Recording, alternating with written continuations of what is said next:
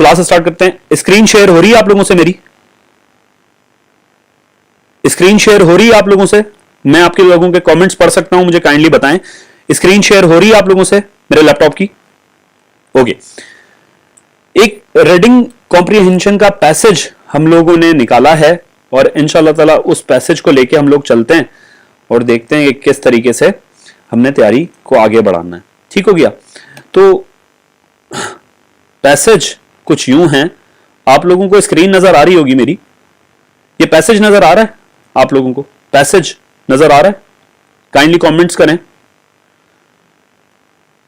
क्योंकि ऐसा ना हो मैं सारा आपको कहानी सुना दूं और सुबह उठें और आप कहें कि सारी कहानी सुनने के बाद के हीरो कौन था।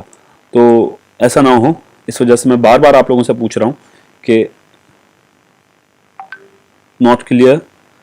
क्लियर हो जाएगी? स्क्रीन तो शेयर हो रही है ना? ठीक है, क्लियर मैं कर देता हूं। ठीक हो गया। देखें, ये पैसेज है हमारे पास। अच्छा, IBA STS 5 to 15 का जो टेस्ट है ना, उसके अंदर की मतलब कि जो चाबी है आप लोगों को टेस्ट पास करवाने की, वो यही रीडिंग कॉम्प्रिहेंशन है। इसकी सबसे बड़ी वजह यह है कि रीडिंग कॉम्प्रिहेंशन के 10 मार्क्स रखे गए। आप, आई डोंट नो कि आप लोगों ने किस तरीके से तैयारी की है, या आप लोगों ने मेरे साथ मेरे जो बैच को ज्वाइन किया था या नहीं किया था। इवन कि आप उसके लिए डिस्काउंटेड प्राइस हो गए, हम लोगों ने 50% ऑफ कर दिया है और सिर्फ 1000 रुपीज के अंदर वो पूरा कोर्स और प्लस नोट्स आप लोग ले सकते हैं। आपके पास नंबर मौजूद होगा, व्हाट्सएप आप कर सकते हैं 03313936 840। ये हमारा व्हाट्सएप नंबर है, इस पे आप डिटेल्स ले सकते हैं। अच्छा, मैं ये कह रहा था कि रीडिंग कॉम्प्रिहेंशन आपका एक की रोल प्ले करेगी आप लोगों को पास या फेल करवाने में। अच्छा, इसको किस तरीके से टैकल करना है और इसकी इंपॉर्टेंस क्यों है, थोड़ा सा इसको डिस्कस कर लेते हैं। देखें, जो 40 मार्क्स हैं इंग्लिश के, उसका समझ लें कि बहुत बड़ा रेशो रीडिंग कॉम्प्रिहेंशन से रिलेट करता है। तकरीबन 10 मार्क्स इसके इन लोगों ने रखे हैं और बाकी सिनोनियम इंटोनियम आ जाते हैं और डिफरेंट चीजें आ जाती हैं जिसके अंदर इंग्लिश के पोर्शन को डिवाइड किया गया है। तो मैं ये कहूंगा कि अगर आपकी अभी तैयारी एज सच इतनी ज्यादा नहीं है तो आप डिफरेंट पोर्शन को छोड़ के रीडिंग कॉम्प्रिहेंशन पे ज्यादा फोकस करें। और रीडिंग कॉम्प्रिहेंशन को सॉल्व करने का कुछ टिप्स एंड ट्रिक्स मैं आप लोगों से शेयर करता हूं। देखिए, सबसे पहली चीज आप लोगों ने कुछ चीजों को ध्यान में रखना है कि पहली चीज ये कि 3-4 तरीके से एग्जामिनर आपको परेशान करता है रीडिंग कॉम्प्रिहेंशन में। पहली चीज ये होती है कि एक बहुत लंबा और लेंथी पैसेज आप लोगों के सामने नमूदार हो जाएगा, ठीक है, जिसको पढ़ के आपको ये लगेगा ये काफी टाइम कंज्यूमिंग होगा और काफी टफ होगा। तो ये इल्यूजन, ये माइंडसेट रख के रीडिंग कॉम्प्रिहेंशन को सॉल्व मत कीजिएगा। आपके दिमाग में सबसे पहला जो कॉन्सेप्ट हो वो ये हो कि रीडिंग कॉम्प्रिहेंशन बहुत आसान सी चीज है और सर अवेसना में जिस तरीके से पढ़ाई है और इंशाल्लाह ताला अल्लाह के करम से हम लोग आराम से पास कर लेंगे। तो आप लोगों को जो एक मेंटल स्ट्रेस है उसको जहन में नहीं रखना कि रीडिंग कॉम्प्रिहेंशन कोई जिन्न है या बला है, ऐसी कोई भी चीज नहीं है। कुछ स्टेप्स हैं, उस स्टेप्स को फॉलो करते हुए अगर आप प्रैक्टिस करेंगे, मैं आपको प्रैक्टिस एक्सरसाइजेस भी लिंक बता देता हूं कि रीड थ्योरी एक वेबसाइट है, ये वहीं से मैंने निकाला है पैसेज, और ज्यादातर एग्जाम्स में, ज्यादातर 90% एग्जाम्स में यहीं से आपका जो रीडिंग कॉम्प्रिहेंशन है उठाया जाता है। ठीक है, हो सकता है ये जो पैसेज अभी हम सॉल्व कर रहे हैं यही आपके एग्जाम में आ जाए, इट कैन बी पॉसिबल। तो बात करने की मकसद ये था कि लंबे पैसेज को देख के डरना नहीं है, पहली टिप। दूसरी टिप ये कि सबसे पहले रीडिंग कॉम्प्रिहेंशन को सॉल्व करने से पहले आपको उसके क्वेश्चंस पढ़ने हैं। अब सिर्फ ये बात आपने ध्यान में नहीं रखनी कि क्वेश्चन पढ़ने सर अवेस ने कहा था, आपने ये देखना है कि जो कीवर्ड्स हैं, कीवर्ड्स यानी कि जो उस क्वेश्चन में पूछा गया है उसको आपने पकड़ना है। अब देखें, अल्हम्दुलिल्लाह अल्हम्दुलिल्लाह सुम्मा अल्हम्दुलिल्लाह कि मैंने तकरीबन 200 वीडियोस भी मेरी तकरीबन शायद YouTube के ऊपर मौजूद नहीं है, पर अल्लाह का शुक्र है कि हमारी वीडियोस टॉप रैंक कर रही होती हैं YouTube सर्च के ऊपर। उसकी वजह पता है क्या है? उसकी वजह है कीवर्ड्स। अगर कीवर्ड्स आप लोगों ने सही पकड़ लिए तो आपको जो मेन आइडिया है ना उसको पकड़ने में आसानी हो जाती है। तो आपने कोई भी क्वेश्चन पढ़ना है तो उसका कीवर्ड या की कॉन्सेप्ट आपने उसका पकड़ना है। की कॉन्सेप्ट पकड़ने के बाद आपने उसको थोड़ा सा, जो आपके पास पेन या पेंसिल मौजूद होगी, उससे थोड़ा सा आगे उसकी डिटेल लिख लेनी है, क्योंकि जब आप दोबारा से ये मेन पैसेज पढ़ने की तरफ जाएंगे तो आप लोगों के लिए आसानी होगी कि कीवर्ड जो आपका मेन पैसेज में ढूंढने में आप लोगों को बहुत आसानी होगी। I hope I am clear about this thing. तो इसके बाद आपने क्या करना है, कीवर्ड्स निकाल लिए। अब कैसे निकालने में थोड़ा सा आपको एक्सरसाइज करके दिखा देता हूं। देखिए, ये पैसेज है, पैसेज मैंने नहीं पढ़ा, सबसे पहले पढ़ा मैंने पहला क्वेश्चन। क्या कह रहा है जी? The author apparently thinks that puppies are. तो मैं क्या करूंगा कि ये आपके पास सवाल था, आपने जल्दी से कुछ नोट्स पे, जैसे यहां पर मैंने ये नोट्स लगाए हुए हैं, तो पहले क्वेश्चन का मैं लिखूंगा जल्दी से, कोई स्पेलिंग मिस्टेक्स हो या कुछ भी हो इससे कोई फर्क नहीं पड़ता, पपीज आर, ठीक है। मैंने ऐसे लिख लिया ताकि मुझे थोड़ी सी इंफॉर्मेशन गेन हो गई कि जो ऑथर है वो क्या मुझसे चाह रहा है, जो उसकी मेन आइडिया है इसके अंदर वो क्या है। तो पपीज आर, या मैं कुछ भी मतलब टूटा फूटा अंग्रेजी में या उर्दू में ही, किसी भी जबान में आप लिखें, सिंधी में लिखें, उर्दू में लिखें, किसी भी जबान में लिखें, पर जो सेंट्रल आइडिया हो उस सवाल का वो आपके जहन में आ जाए कि ऊपर हमने ढूंढना क्या है। सवालात पहले पढ़ने का मकसद यही है कि आपके दिमाग के अंदर एक चीज क्लिक हो चुकी हो कि यार मुझे इस चीज का आंसर देना है। I hope you are getting my point. दूसरा सवाल आएगा कि as you use in paragraph 2, अब पैराग्राफ 2 यानी कि paragraph 2 is very important, which is the best synonym of behave. अब लोग क्या गलती करते हैं, बहुत बड़ी ब्लंडर मारते हैं रीडिंग कॉम्प्रिहेंशन के अंदर। देखें, बिहेव का मतलब किसी बच्चे को भी पता होगा, फर्स्ट ईयर का स्टूडेंट हो, फर्स्ट क्लास का स्टूडेंट हो, सेकंड क्लास का स्टूडेंट हो, बिहेव का मतलब सबको पता होता है। तो क्या एग्जामिनर जो आपको 15वें ग्रेड की जॉब दे रहा है, क्या वो बिहेव के ऊपर देगा कि आपको उसकी मीनिंग पता हो? नहीं, बिल्कुल नहीं। उसका मकसद यह है कि रीडिंग कॉम्प्रिहेंशन आपको आती हो, और इसका मतलब यह निकलेगा कि जो बिहेव का कॉन्टेक्सचुअल मीनिंग है, कॉन्टेक्सचुअल मीनिंग से क्या मुराद होती है कि जो सेंटेंस में वर्ड इस्तेमाल हुआ है उस वर्ड का उस सेंटेंस के हिसाब से क्या मतलब निकलता है। I hope you are getting my point. तो आपने जल्दबाजी के अंदर यहां पर क्लिक नहीं कर देना, यहां पर टिक नहीं कर देना, आपने सारे ऑप्शंस देखने और इसका कॉन्टेक्सचुअल मीनिंग देखना है बिहेव का, ठीक है। यानी कि हमारे पास दो इंफॉर्मेशन आ गई कि हमने जब क्वेश्चंस अपने सॉल्व करने हैं या रीडिंग कॉम्प्रिहेंशन पढ़नी है, तो पहला कि पपीज के बारे में ऑथर क्या सोचता है, और दूसरा बिहेव। तो इसके आगे आप छोटा सा क्या लिखेंगे, जैसे सेकंड सवाल के आगे मैंने जो हैंड रिटन नोट्स बनाए थे उसके अंदर मैंने बिहेव लिख दिया था, बस, ठीक है, बिहेव लिख दिया, इसके आगे क्वेश्चन मार्क बना दिया। यानी कि मैं क्वेश्चंस को शॉर्ट कर रहा हूं ताकि मुझे जल्दी से याद रहे कि एग्जामिनर ने मुझसे पूछा क्या क्या था, ठीक है। क्लियर नहीं आ रहा आप लोगों को? क्लियर नहीं हो रही स्क्रीन? मुझे जल्दी से बताएं, मैंने अभी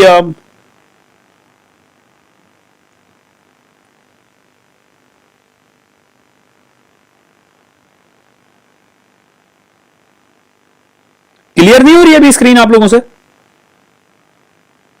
ओहो,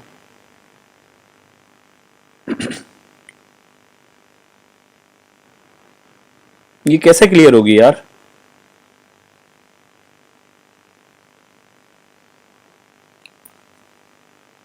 ओहो, कोई है, किसी को टेक्निकल अगर इसका पता है तो मुझे काइंडली गाइड करे कि क्लियर हम कैसे कर सकते हैं।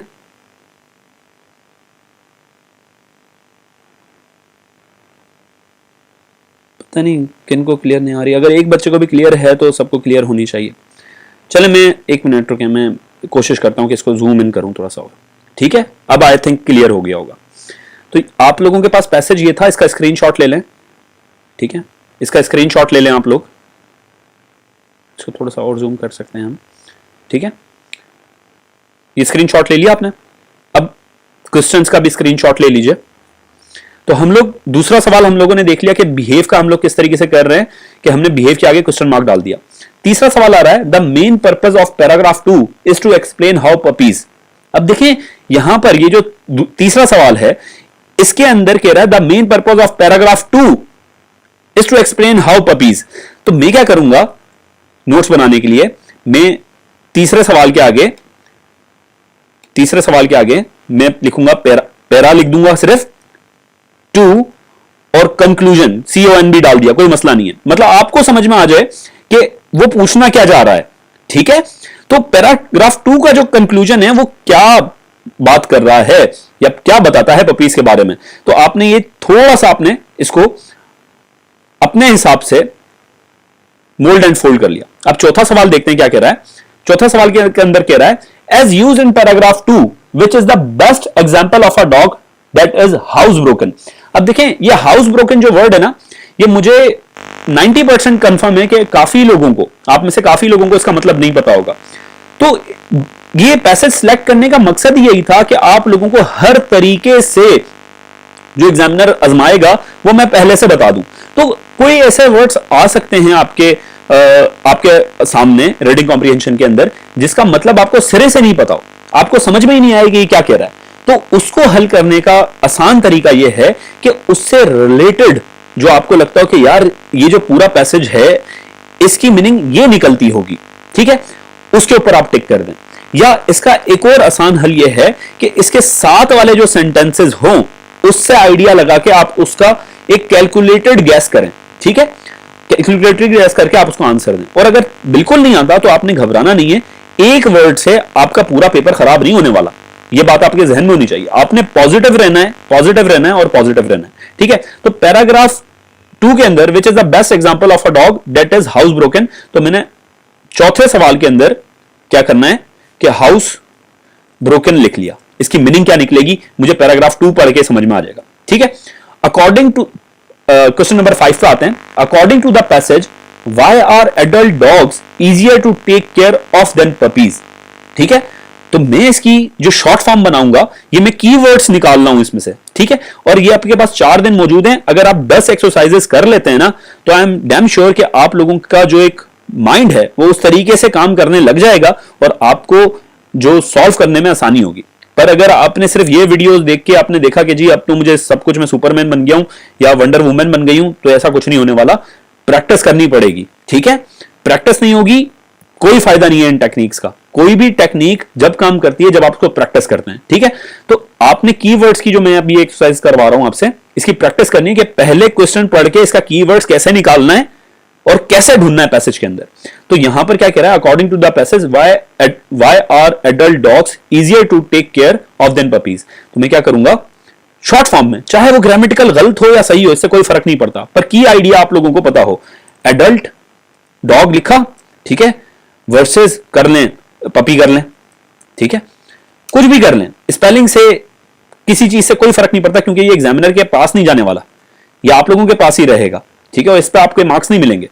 Based on the information the passage which of the following statement is false, छटेगा। इससे रिलेटेड अगर आप कुछ ना भी लिखें तो कोई फर्क नहीं पड़ता, पर मैं अपने नोट्स के लिए और आप लोगों को समझाने के लिए लिख लेता हूं कि यहां पर क्या कह रहा है, फॉल्स, ठीक है। फिर कह रहा है as use in paragraph 4 which is the best synonym of relax. वही मैं सारी बात रिपीट नहीं करूंगा, जैसे बिहेव के लिए मैंने कहा था कि आपने उसकी कॉन्टेक्सचुअल मीनिंग देख के इसको आंसर करना है। तो आगे चलते हैं। The author begin paragraph 3 and 5 with the phrase on the other hand. फिर ऐसे ही मैं करूंगा। अब ये वर्ड्स मुझे याद हो गए कि जी पहले सेंटेंस में पपीज आर, पपीज कैसे हैं ये पूछ रहा है, ठीक है। दूसरे में पूछ रहा है कि बिहेव की क्या मीनिंग निकलती है, ठीक है। ऑन द अदर हैंड मैंने जल्दी से लिख लिया, इसकी मीनिंग क्या है, ठीक है। फिर कह रहा है नाइन्थ के अंदर कह रहा है in the final paragraph the author says many adult dogs spend a lot of time in the pound and some never find good homes based on what you have read in the passage why is it likely the case, ठीक है। तो मैं इतना बड़ा passage नहीं लिख सकता और ये मुझे कंफ्यूज कर रहा है कि इसका मैं कीवर्ड कैसे ढूंढूं। तो आपने क्या करना है, आपने ये करना है कि पहला जो वर्ड है इसका फाइनल पैराग्राफ, तो इससे मुझे आइडिया हुआ कि फाइनल पैराग्राफ से भी एक सवाल निकल रहा है, तो फाइनल पैराग्राफ को भी मैंने बहुत डिटेल के अंदर और प्रॉपर तरीके से पढ़ना है, ठीक है। Based on the information the passage it can be understood that someone who owns a puppy must be. अब क्या मतलब है इस सारे पैसेज का, ये कंक्लूजन पूछ रहा है, ठीक है। मैंने जब अपना बैच पढ़ा रहा था आप लोगों को, मैंने दोबारा से बता देता हूं कि अब तो उसके डिस्काउंटेड प्राइस हो गए हैं। सिर्फ हमने 1000 रुपए में हमने पूरी वो जो रिकॉर्डिंग्स हैं वो सारी आप लोगों को भेजनी है। उसके अंदर रीडिंग कॉम्प्रिहेंशन भी मैंने करवाया है, पार्ट्स ऑफ स्पीच भी करवाए, A to Z उसकी तैयारी करवाई है, जिसके अंदर मैथमेटिक्स भी है, जीके का ऐसा मैंने पैटर्न आप लोगों को बताया जिससे आपका दिमाग पूरी तरीके से खुल जाएगा कि इस तरीके से भी पढ़ा जा सकता है। और आप लोग मेरे स्टूडेंट से पूछ सकते हैं कि वो बड़ा बेहतरीन सा और यूनिक सा वे। तो कहने का मकसद ये है कि मैंने उस रीडिंग कॉम्प्रिहेंशन का जब मैं पढ़ा रहा था तो मैंने अपने स्टूडेंट्स को बताया था कि कुछ टाइप के क्वेश्चंस होते हैं जो कि एग्जामिनर आपसे पूछता है, जिसके अंदर पहला क्वेश्चन ये आ जाता है, जैसे ये आया, कोई भी वर्ड की मीनिंग पूछ लेगा, जैसे बिहेव की मीनिंग पूछ रहा है यहां पर, जैसे रिलैक्स की मीनिंग पूछ रहा है। दूसरा टाइप जो होती है उसके अंदर जो एग्जामिनर है वो आपसे पूछता है कि जी सारे पैसेज को पढ़ के आपने समझा क्या, जो सब कुछ पढ़ लिया, इतना सारा टाइम दिया, इसके बाद समझा क्या। जो वो लास्ट क्वेश्चन था ना वो इसी से रिलेटेड था। चले आए अब हम पैसेज पढ़ते हैं और देखते हैं कि हम लोगों ने जो नोट्स बनाए थे वो काम कर रहे हैं या नहीं कर रहे। तो पहला लाइन पढ़ते हैं, मेनी पीपल, थोड़ा सा और जूम करता हूं ताकि आप लोगों को नजर आए। Many people who are looking to get a puppy, pet dog, get a puppy. There are many reason why people get puppies. After all puppies are cute, friendly and playful. याद है जब पहला कीवर्ड मैंने लगवाया था आप लोगों से तो वो क्या था? What author think about the puppy. तो यहां पर ये पूरी जो लाइन है ये वाली, ये वही लाइन है ना, देखें पढ़ के देखें।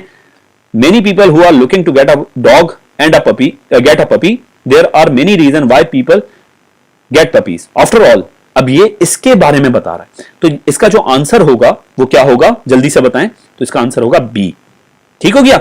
आई होप आप मेरी बात समझ गए होंगे और इससे आपको हेल्प मिली कि यार किस तरीके से एग्जामिनर ने कीवर्ड्स को इस्तेमाल करते हुए हमारे लिए सवाल बनाए और इसको इस्तेमाल करते हुए हमने आंसर कैसे देने। एक और बहुत इंपॉर्टेंट बात याद रखना मेरी, बहुत ज्यादा इंपॉर्टेंट है, बहुत ज्यादा इंपॉर्टेंट है, 3 दफा बोला है कि जो पहला सवाल होगा ना मेरे दोस्तों, पहला सवाल ये, इसका जो आंसर होगा ना मेरे दोस्तों वो पहले पैराग्राफ के अंदर ही मौजूद होगा। अगर एग्जामिनर पागल नहीं है तो, अगर एग्जामिनर ने कसम खाई भी है कि तुम लोगों को फेल करना है तो वो तो इधर उधर से घुमा फिरा के क्वेश्चन देगा। पर देखें ये अंग्रेज ने बनाया, मैंने नहीं बनाया ये पैसेज। आप रीड थ्योरी पे कोई भी पैसेज देखें उसका पैटर्न यही होता है कि जो पहला पैराग्राफ होता है उसी सीक्वेंस में आपके क्वेश्चंस लिखे हुए होते हैं। जैसे पहला पैराग्राफ है तो पहला क्वेश्चन पहले पैराग्राफ के अंदर ही होगा, दूसरा है तो दूसरे के अंदर होगा, तीसरा है तो तीसरे के अंदर होगा और लास्ट है तो लास्ट के अंदर होगा। जैसे कंक्लूजन की बात उसने लास्ट में पूछी थी कि सारा पैसेज पढ़ लिया, अब बताओ क्या समझा। आई होप मेरी बात समझ में आ गई होगी। आगे पढ़ते हैं। But even though puppies make good pets, there are good reason, यहां पर हूं मैं, there are good reason why you should consider getting an adult dog instead. आगे चलते हैं। When you get a puppy you have to teach it how to behave. अब काफी student क्या कहेंगे कि जल्दी जल्दी बिहेव का वर्ड आया और जल्दी से आपने उसको टिक कर दिया। नहीं, जब भी ऐसा वर्ड आए तो कॉन्टेक्सचुअल मीनिंग देखनी है, उसका पूरा पैराग्राफ कम से कम पढ़ना है।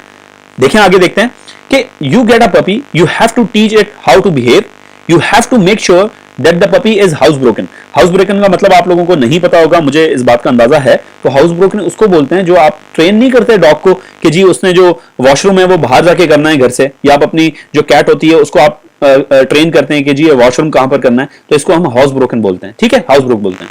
सो इसका मतलब तो मैंने बता दिया और ये भी आ गया कि जी अगर कोई ऐसा वर्ड आ जाए जिसका आपको मतलब ना पता तो उससे घबराना नहीं है, एक वर्ड से कोई फर्क नहीं पड़ता। So that it does not go to the bathroom inside the house. You have to teach. अब देखें ये बिहेव और ये वर्ड, ये लाइन, ये एक ही जिम्रे के अंदर एक ही जो आंसर है ना उसको शो करेंगी। देखें पढ़ के सुनाता हूं मैं आपको। You have to teach the puppy not to jump up on your guests or chew on your shoes. You have to train puppy to walk on a leash. This is a lot of work. अब देखिए इसका answer जो यहां पर था इसको देखते हैं। सिनोनियम जो है बिहेव का वो कहां पर होगा? लिसन, अंडरस्टैंड, ट्रेन और एक्ट। आपको क्या लगता है? देखें लिसन तो हो ही नहीं सकता ना, कुत्ते कैसे सुनते हैं, वो तो सुन ही नहीं सकते। अंडरस्टैंड भी, अगर अंडरस्टैंड करते तो वो जानवर थोड़ी होते, वो इंसान होते। अब यार ट्रेन और एक्ट के अंदर तजाद है, क्या ट्रेन होगा या एक्ट होगा? तो इसका आंसर होगा एक्ट, क्योंकि वो एक्ट करना सिखा रहा है यहां पर।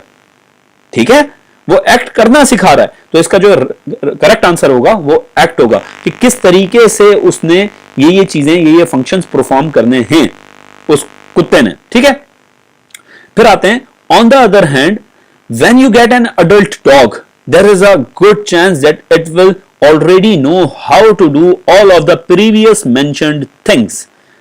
इससे और ऊपर वाली इंफॉर्मेशन से क्या समझ में आया? ऑन द अदर हैंड था ना, देखें यहां पर था, क्वेश्चन था यहां पर ऑन द अदर हैंड का।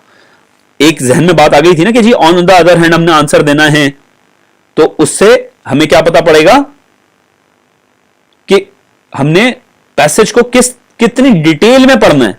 ठीक हो गया, उससे हमें अंदाजा हो रहा है। ठीक है, कहां था ऑन द अदर हैंड का क्वेश्चन? ये रहा एड में। The author begins paragraph 3 and 4 on the other hand this phrase is used to highlight an example. नहीं जी, बिल्कुल नहीं। कंट्रास्ट प्रीवियस इंफॉर्मेशन, कैसा है? जी बिल्कुल ऐसा ही है कि वो पहले पपीज की एग्जांपल दे रहा था और अब ट्रेन उसकी एडल्ट डॉग की दे रहा है, तो एक कंट्रास्ट इंफॉर्मेशन दे रहा है, तो इसका आंसर होगा बी। ठीक हो गया? चलें अब दोबारा से इसके पैसेज के ऊपर आते हैं, आहिस्ता आहिस्ता आप सॉल्व करते जाएंगे ये सारी, ठीक है? और आपने पैटर्न यही रखना है जैसा मैं आप लोगों को समझा रहा हूं। क्या कह रहा है? On the other hand when you get an adult dog, यहां से पढ़ रहा हूं मैं, there is a good chance that it will already know how to do previously mentioned thing. Many adult dogs have already been housebroken.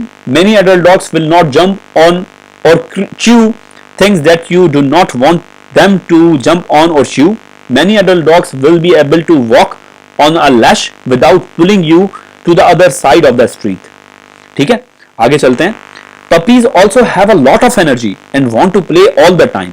This can be fun, but you might not want to play as much as your puppy does. Puppies will not always sleep through the night or let you relax as you watch television. अब देखें, relax का word था नीचे, ठीक है, ये तो मैंने हाईलाइट किया हुआ है, पर आप लोगों के पास आपने खुद हाईलाइट करना है एग्जाम के अंदर, ठीक है? तो रिलैक्स के बारे में क्या कह रहा है देखते हैं. As used in a paragraph, which is the best synonym for relax? क्या आएगा यहां पर जी? क्या आंसर होना चाहिए? क्या आंसर होना चाहिए? रेस्ट. ठीक है, क्योंकि ऊपर जो कॉन्टेक्चुअल मीनिंग निकल रही है वो रेस्ट ही निकल रही है. ठीक है, चलें जी. दोबारा से आप पैसेज की तरफ आते हैं. कहां तक पढ़ लिया हमने? On the street puppies also have a lot of energy and want to play all the time. This can be fun. You might not want to play as much as your puppy does. Puppies will not always sleep through the night or let you relax as you watch television. On the other hand, यहां पर भी on the other hand आ रहा है, ठीक है? Most adult dogs will wait on you to play. What is more, they will sleep when you are asleep and are happy to watch television on the couch right beside you. There is last paragraph, और आपको पता था last paragraph से एक MCQ निकलता है, तो what it means कि आपने इसको बहुत डिटेल में और अच्छे से पढ़ना है. This is one of the last reason why you should get an adult dog instead of a puppy. When most people go to the pod to get a dog, they get a puppy. This means many adult dogs spend a lot of time in the pod. ये देखें, यही बात पूछ रहा था ना नीचे. And some never find good homes. So if you are looking to get a dog for a pet, you should think about getting an adult dog. There are good pets who need good homes. ठीक है, अब एक एक करके हम सवालों का answer देने की कोशिश करते हैं. मैं आप लोगों से ये पैसेज शेयर भी कर दूंगा अपने ग्रुप के अंदर, तो आप लोग उससे भी देख लीजिएगा. इसका भी आंसर दे दिया हमने, इसका देखते हैं. According to the passage, why are adult dog easier to take care of than puppies. सारे उसने डिटेल बताई थी ना कि पपीज कैसे तंग करते हैं और एडल्ट डॉग क्यों अच्छे होते हैं, तो इसके अंदर बात कर रहा है ये. ठीक है, अब देखें पहला ऑप्शन जो है, puppies need to learn how to walk nicely on the leash. क्या ये बात ठीक थी? बिल्कुल ये बात ठीक थी. ठीक थी ना, कि पपीज को जो मसला होता है या पपीज के साथ जो मसला है वो क्या है कि जी पपीज नीड टू लर्न, उनको सिखाना पड़ता है कि लैश जो उसकी जो आप गले में पट्टा डालते हैं ना, उसको किस तरीके से वॉक करनी है, पपीज को सिखाना पड़ता है. ये बात तो ठीक है. ऊपर वाले पैसेज के अंदर बताया कि इस वजह से जो एडल्ट डॉग है ना वो इजियर होते हैं, क्योंकि उनको समझाना नहीं पड़ता, वो खुद ही समझे हुए होते हैं. Adult dogs have a less energy than puppies, ये भी ऊपर बताया था. और ये दोनों चीजें मुझे बता रही हैं कि जो एडल्ट डॉग हैं वो इजी होते हैं टेक केयर करने के लिए देन पपीज. ठीक है, ये दोनों तो इंफॉर्मेशन ठीक है. तो पर तीसरी जो इंफॉर्मेशन है, it is harder for adult dog to find a home than it is for puppies. ये इंफॉर्मेशन इससे रिलेटेड नहीं है कि मुझे इनको ट्रेन करने में आसानी होगी. ये इंफॉर्मेशन बस इंफॉर्मेशन है. तो इसका जो करेक्ट आंसर होगा वो होगा B, 1 and 2 only. Based on the information, छठे बाजे, based on the information in the passage, which of the following statement is false? क्या होना चाहिए? Adult dogs do not like to play. देखें, ये तो कहीं पे भी बात नहीं हुई ना. ये बात हुई? ये तो हुई नहीं. कब कहा कि उसने कि जी एडल्ट डॉग्स को पसंद नहीं है खेलना? उसने बोला कि कंफर्टेबल रहते हैं. ठीक है, तो आंसर जो होगा वो सी होगा. 7th आ जाए, ये मैंने बता दिया था. The author begins paragraph 3 and फिर ये भी बता दिया था. 9th का जो आंसर होगा, 9th का क्या आंसर है? पैसेज पढ़ लें दोबारा. In the final paragraph the author says many adult dogs spend a lot of time in the pound and some never find good homes. Based on what you have written in the passage, why is this most likely the case? पढ़ें जी सारे। इसका मैं answer बता देता हूं आप लोगों को। ये जो आंसर है ना, ये कि लोगों को लगता है कि जी पपीज जो है ना वो क्यूट हैं और प्लेफुल हैं और इतना उनको टाइम नहीं देना पड़ेगा ट्रेन करने के लिए। ये गलत फहमी होती है लोगों की, इस वजह से वो पपीज को सिलेक्ट कर लेते हैं। I hope you are getting my point. ठीक है, 10th के अंदर वो पूरे पैसेज के बारे में इंफॉर्मेशन पूछ रहा है। क्या पूछ रहा है? Based on the information the passage it can be understood that someone who owns a puppy must be, कि जी ये सारे पैसेज को पढ़ने के बाद मुझे ये पता पड़ा कि जिसने पपी लेना है ना वो कैसा होना चाहिए। क्या स्ट्रिक्ट होना चाहिए? नहीं जी, ये तो बात ही नहीं हुई। ऊपर सीरियस होना चाहिए? नहीं जी, ये भी नहीं हुई। केयरफुल होना चाहिए? नहीं जी, ये भी नहीं हुई। उसको रिस्पॉन्सिबल होना चाहिए कि ये जितनी सारी रिस्पॉन्सिबिलिटीज हैं उसने उठानी है, तो उसको रिस्पॉन्सिबल होना चाहिए पपीज के बारे में। आई होप आप लोगों को ये बातें समझ में आ गई होंगी। इसके अंदर मैं एक आखिरी आप लोगों को टिप दूं ताकि आप लोगों के एग्जाम में अल्लाह ताला बरकत डाल दे और आप इंशाअल्लाह ताला ब्यूरोक्रेटिक स्ट्रक्चर में पाकिस्तान के इन हो और आप लोग यहां से करप्शन और जो डिफरेंट दीगर मसाइल हैं पाकिस्तान के अंदर उसको खत्म करने में बड़ा अहम किरदार अदा करें। मेरी आप लोगों के साथ दुआएं मौजूद हैं, पर एक और टिप साथ साथ लेते जाएं। वो बहुत इंपॉर्टेंट टिप है कि आपने जब भी पैसेज सॉल्व करना है, तो डू नॉट रश। उसका मतलब ये निकलता है कि अगर आपको एक क्वेश्चन सही लग भी रहा है ना आंसर, तो फिर भी कोशिश किया करें कि दूसरों को थोड़ा सा अटेंशन दे दें। ऐसा ना हो कि जो आप टिक कर रहे हो और बाद में आपको पछताना पड़े कि यार ये ठीक हो सकता था। तो ये बात ध्यान में रखिएगा। और जब आप आंसर शीट फिल कर रहे हो तो अपने नंबर्स को लाजमी चेक कर लीजिएगा कि आपने अगर 5वें का बी लगाना है तो वो 5वें का बी है या 6ठे का बी है। ऐसा बहुत दफा होता है कि आप जल्दबाजी में 5वें की जगह 6ठे पे लगा देते हो, 6ठे की जगह 5वें पे लगा देते हैं। तो ये सारी चीजें आप लोगों ने कंसिडर करनी है और इसके बाद आप लोगों ने अटेम्प्ट देना है। और इंशाअल्लाह ताला अल्लाह ताला के करम से, अल्लाह ताला के एहसान से आप लोगों को मैं बताऊं कि ये जो एग्जाम है ना इसके अंदर आप लोगों ने रॉक करना है। आप बहुत टैलेंटेड लोग हो। ये मैं आप लोगों की पोटेंशियल जान के कह रहा हूं। मैंने बहुत लोगों के साथ टाइम स्पेंड किया है। मैं कायद आज़म यूनिवर्सिटी से पढ़ा हुआ हूं और वहां पर मिनी पाकिस्तान था वो, उसके अंदर फॉरेनर्स भी होते थे। बहुत टैलेंट है तुम लोगों में। जो नेगेटिव बंदे हैं ना, नेगेटिव बंदे, उनसे दूर रहो, पॉजिटिव रहो, पॉजिटिव रहो, पॉजिटिव रहो।